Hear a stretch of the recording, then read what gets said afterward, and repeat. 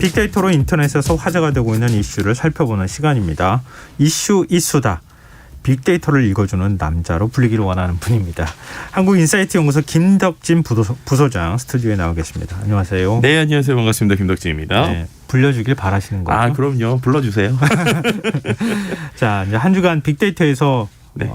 두드러진 이슈들 어떤 흐름이 보였어요? 연말이 되니까 재밌는 게 평상시에 이렇게 순위권에 안 나오던 것들이 좀 나와가지고. 그래요? 아주 되게 지난주에도 좀 그랬었거든요. 네, 지난주에도 갑자기 뭐 연애 나오고 막 그랬는데 이번 주 일단 지난주보다 200만 건 정도 늘었어요. 그래서 지난주에 한 1260만 건 정도였는데 이번 주는 1459만 건으로 늘었습니다. 가장 많이 이제 변화가 있었던 5개의 주제를 뽑은 건데요. 네. 일단 1위 주제는 그래도 이거는 종종 한 번씩 1위로 나왔던 환경 주제입니다. 이제 일단 환경? 네, 환경 주제인데 기본적으로 첫 번째 키워드는 나쁘다라는 키워드예요. 나쁘다. 네. 환경 나쁘다. 미세먼지. 맞습니다. 공기질이 나쁘다. 네.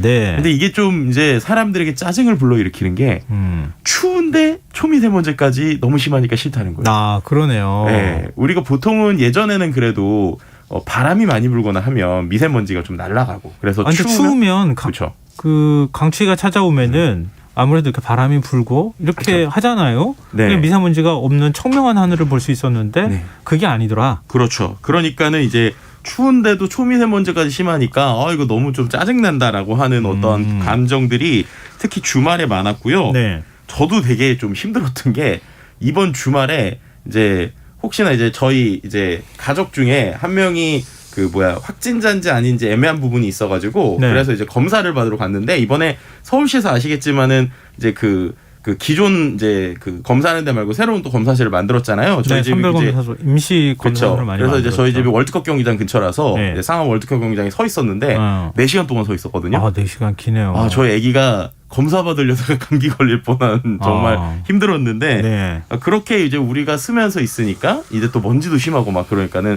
다행히 뭐 음성이 나왔지만 어쨌든 뭐 짜증나는 이런 감정들을 좀 볼 수 있었고요. 근데 그런 것보다 더 안타까운 것은 토네이도랑 폭풍을 하는 키워드가 나왔다는 거예요. 미국 중부 지방 강타엔 토네이도가 맞습니다. 휩쓸었죠. 거의. 네, 뭐 미국 중서부 남동부 6개 주를 강타한 토네이도로 최소 94명 이상이 사망한 것인데요. 너무 안타까운 이야기들이 좀 많이 있었어요. 예를 들면은 생후 2살 된 신생아 그리고 86살의 노인도 이제 사망을 하셨는데 숨진 신생아의 경우에는 가족들이 카시트에 감싸서 보호하려고 했지만 이제 바람이 너무 세서 목숨을 잃었던 것으로 좀 안타까움을 나타내고 있고요. 켄터키에서만 사망자가 최소 80명 이상 최종적으로 100명이 넘을 것으로 보이고 있는 상황입니다. 그래서 10,000명 정도의 인구가 거주하고 있었던 켄터키주 메이필드에서는 촛불 공장이 무너져서 구조대원들이 기계 등을 이용해서 구조 작업을 하고 있지만 공장에서 야간 근무 중인 노동자 일부가 사망한 것으로 좀 알려지고 있고요. 또 이제 일리노이주의 아마존 창고 같은 경우도 이제 상당히 이슈가 됐죠. 크리스마스를 앞두고 야근을 하던 근로자 최소 6명 이상이 사망을 했습니다. 근데 이게 저도 기사 제목 보고 깜짝 놀랐는데 건물 잔해가 한 1km 지상 1km까지 막 치솟고 그랬다면서요. 그러니까요. 그러다 보니까 한편으로는 참 이 상황에서도 참 아이러니하다 혹은 참 이런 현상도 있구나라는 게 하나 있었던 사건이 있었는데요. 일종의 황당한 사건이라고 볼 수 있을 것 같은데 토네이도에 사진 한 장이 날아갔는데 무려 240km 떨어진 곳에서 240km요? 네, 발견됐다고 합니다. 서울, 부산 그 중간쯤보다 더 멀리 날아갔다는 거잖아요. 그렇죠. 그러니까 이게 뭐냐면 미국 중부 인디애나주 한 주민이 갑자기 집 앞에 주차되어 있는 차량 앞에 흑백 사진이 한 장 있던 거예요. 그래서 이 사진의 주인을 찾고자 SNS에 이걸 올렸습니다. 그랬더니 사진의 주인이 토네이도 피해가 가장 심각했던 켄터키 주민이었고요.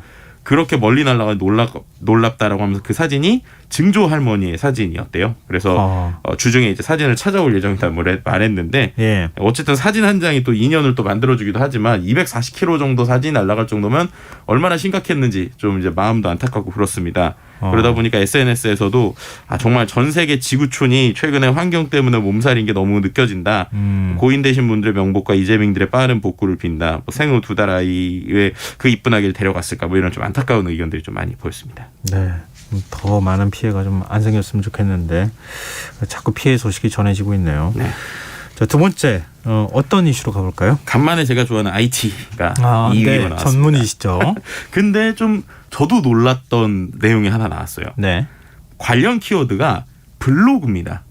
블로그요? 네, 블로그 하면은 느낌이 조금 오래된 느낌이 좀 들지 예. 않으세요? 그러니까 옛날에 뭐 우리가 SNS나 요즘에 뭐 유튜브 이런 거 쓰지 블로그 쓰냐 뭐 이런 생각할 수 있는데 MZ 세대가 다시 블로그를 많이 쓴다고 해요. 아, 그래요? 그래서 이제 우리가 알고 있는 네이버 블로그의 콘텐츠가 1년 중에 지금까지 중에 가장 많았던 3억 개의 콘텐츠가 1년 동안 올라왔다고 합니다. 네. 그러니까 기존에 블로그가 잘 될 때보다 예. 오히려 지금 제일 많이 나왔다는 오. 것인데요. 네. 지난해보다 50% 이상 언급량이 글량이 늘어났고요.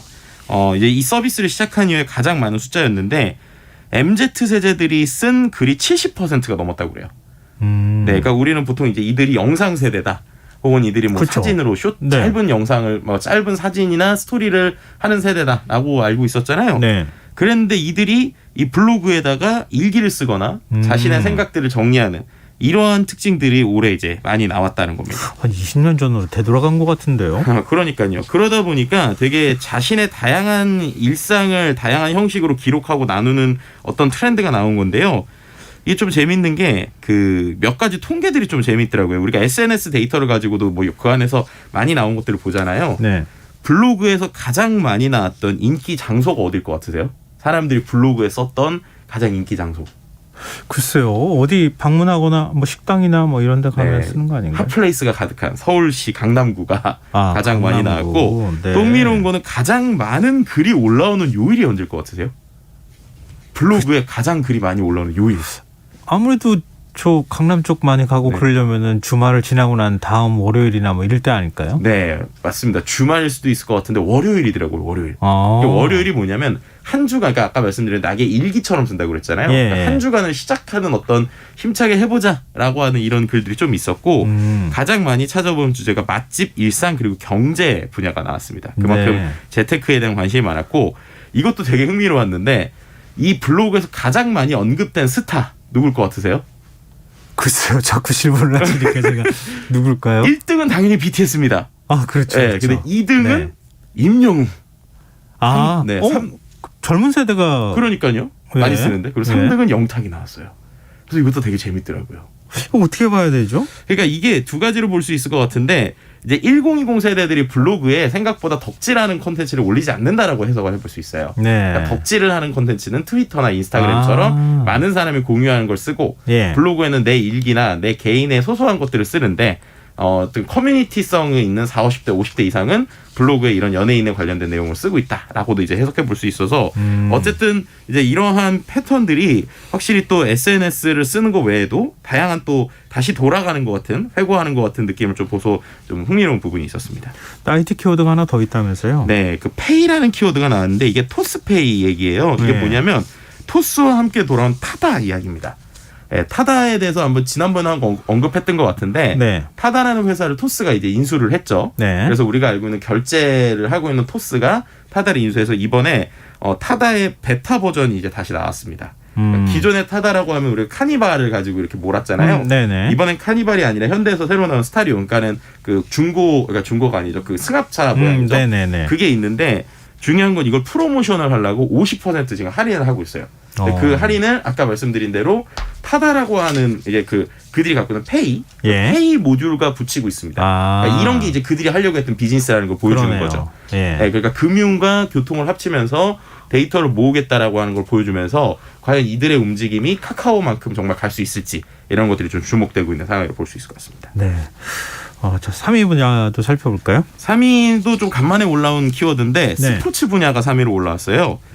연간 키워드에 축구가 나왔고 우승이라는 키워드가 나왔는데 네. 이게 뭐냐면 전남 FC가요. 지금 프로 축구 2부 리그 팀이에요. 그러니까 이제 강등이 됐죠. 예. 근데 2부 리그 팀으로 사상 첫 FA컵에서 우승을 했다라는 겁니다.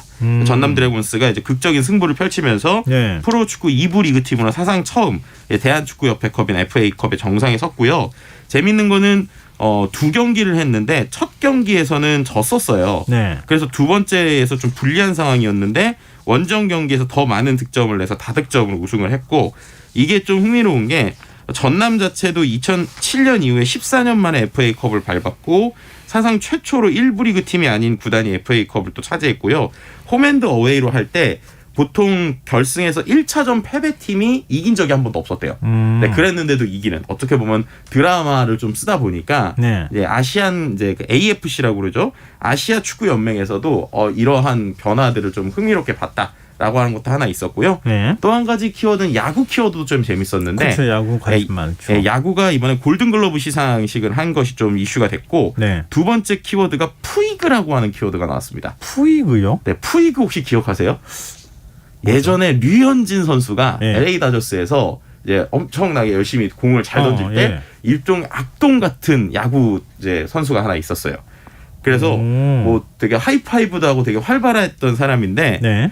이 사람이 지금 되게 이 사람이 인생을 보면 되게 드라마틱합니다. 1990년생이거든요. 그러니까 예. 지금 이제 32살인데 이제 2008년에 세계 청소년 야구대회에서 동메달을 이제 수상하는 등 아주 주목을 받았었어요. 쿠바 선수인데, 쿠바에서 미국하고 국교가 단절돼 있어서 예. 메이저리그 진출하려고 목숨을 걸고 탈출을 했고요. 그리고 나서도 미국에 가서도 뭐 예를 들면은 이제 마약 조직한테 살해 위험을 받고 막 이런 일들이 있었고, 괴물같이 스타덤에 올랐는데 또 악동으로 되게 많이 소문이 나 있어요. 마치 네. 농구의 데니스 로드맨처럼. 네. 그래서 이 사람을 잘 컨트롤할 수 있을까 그랬는데, 이 선수가 이제 우리나라의 키움에 이제 내년에 들어오게 됩니다. 네, 그러다 보니까 네, 이러한 파워가 있고 메이저에서 잘 나가던 선수가 우리나라에 오면 과연 이 사람이 잘 적응할까, 아니면 악동이 될까 하는 것들 때문에 좀 관심이 많은 키워드로 볼 수 있을 것 같습니다. 네. 자, 4위는 어떤 분야였습니까? 4위는 산업 분야이고요. 배달이라는 키워드인데, 이게 뭐냐면 택배기사 과로사 방지 대책으로 인해서 이제 택배기사 업무에서 분류 작업을 제외하기로 하는 사회적 합의를 이뤘었는데요. 네네. 근데 이거에 대해서 우정사업본부와 위탁 계약을 맺은 소포 위탁 배달원들은 이 합의에서 지금 자기들이 적용이 되지 않고 있다라고 합니다. 그래서 이런 것들을 사회적 합의를 지키라고 하고 있는데, 한쪽에서는 이들은 합의 대상이 아니다라고 얘기하고 있는 상황이라서 과연 이 쟁점이 어떻게 될지, 이런 것들이 좀 뜨거운 화두로 나오고 있는 상황입니다. 자, 마지막 5위 주제는요? 5위는 생활 분야인데요. 좀 황당한 뉴스예요. 예. 그 코로나 백신 관련 얘기인데요. 뉴질랜드에서 돈을 받고 코로나 바이러스 백신을 하루에 10번 접종한 남성의 사연이 네. 화제가 됐습니다. 이게 왜 그랬냐면, 뉴질랜드가 지금 백신 패스가 엄청 강하게 있다고 그래요. 네. 그래서 백신을 안 맞으면 쉽게 말해서 음식점, 실내체육시설, 공공시설에 아예 폐쇄가 아예 못 간다고 하는데, 예. 그러다 보니까는 원래 본인이라고 속이고 대신 맞아준 거예요. 그래서 예. 하루에 돈 받고 10번이나 맞았다고 합니다. 멀쩡하대요. 네, 그래서 이것 때문에 지금 권장량을 넘어섰을 때에 대한 실험 결과가 없어서 이 사람에 대해서 좀 여러 가지 지켜보고 있지만, 어쨌든 이건 되게 위험한 행위다라는 것들에 대해서 지금 얘기가 나오고 있는 상황이라고 볼 수 있을 것 같습니다. 네. 오미크론에 대한 얘기는 없어요? 오미크론에 대해서도 지금 같이 나오고 있는데, 국내에서요, 어제죠, 오미크론에 확진됐거나 감염으로 의심되는 123명에 대한 분석 결과가 나왔는데, 내용을 보면은 유증상자의 경우에는 발열, 인후통, 기침 등 코로나 초기랑 증상이 비슷했고요. 잠복기가 평균 4.2일로 이제 델타 변이와 비슷한데, 감염시키는데 걸리는 시간은 훨씬 짧다고 그래요. 그러니까 확실히 빨리 퍼지고 있고요. 그러다 보니까 이제 백신 접종 완료 3개월이 지난 18세 이상의 성인들에게 지금 다시 부스터샷을 맞는 사전 예약도 시작된 상황입니다. 네, 알겠습니다. 오늘 이슈다. 지금까지 한국인사이트 연구소 김덕진 부소장과 함께했습니다. 고맙습니다. 네, 감사합니다. KBS 라디오 김성환의 시사야 1부 순서는 여기